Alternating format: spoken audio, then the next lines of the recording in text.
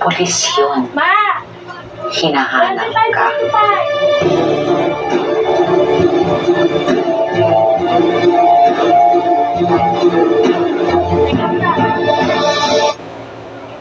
Okay.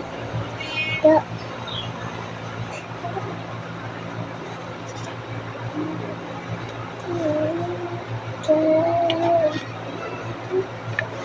Wait mo sa atin nalito lang ha. Okay, makeup kay. Lihat to makeup ati. Natatandaan mo yung pumunta sa kalyer? Pulis yun. Hinahanap ka. Well, tinitingnan pa namin ang posibilidad na ito ay bagong modus ng pagpuputol.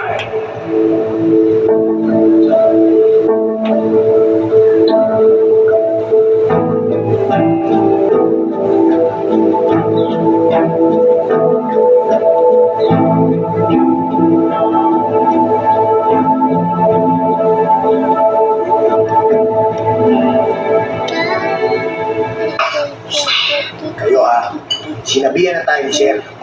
Hindi pa rin kayo tumitigil. Tira pa rin kayo ng tira. Eh kasi nga, itong si Gemma, duda na si Miss Ali ay... Anong tingin mo, Tino? Bukas ako dyan. Pantinin mo kasi magtino. Nung bewang ni Ali, mamimilo. Buntis. Tapos, lakas mo eh. Eh kasi nga, buntis. Tapos di ba bago siya himatayin? Laging nga ito, buntis. Buntis siya. Sabi ko na eh, may sabilang anghel talaga ako. Yun ang badog na mismo na tayo. Sino buntis mo doon? Yung anak ko, buntis siya. Teka lang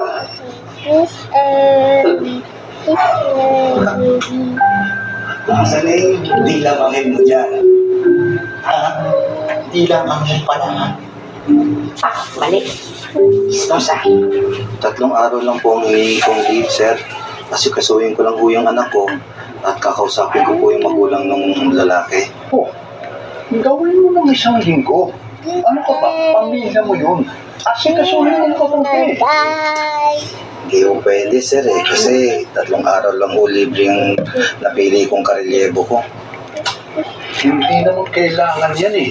Kaya ko namang ipagmaneho ang sarili ko kung papunta lang sa opisina eh. Sir, paano po kung may emergency? Madong, kami na ang bahala doon.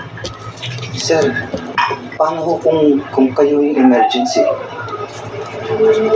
Sinabi ng okay ako eh. Hindi ka ba nakakaintindi?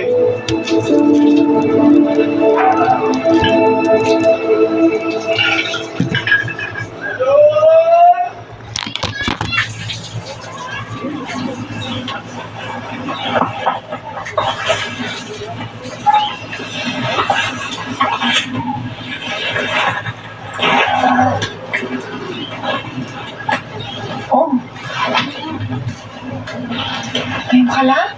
Napasarap lang po yung kwento, ma.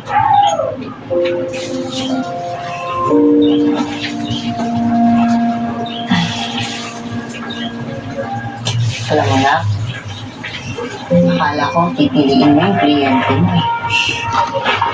Hindi mo siya maiwan. Naalala ko po kasi si Lola sa kanya, ma. At least po tayo nung kay Lola. Nandun tayong 3 para sa kanya. May nakakasama siya, may nagmamalasakit sa kanya. Palagi po siyang masaya. Sa ospital naman, marami pa pong mga nurses doon na pwede mag-alaga sa mga pasyente. Pero kay... wala po eh. Alam mo na, swerte sa'yo si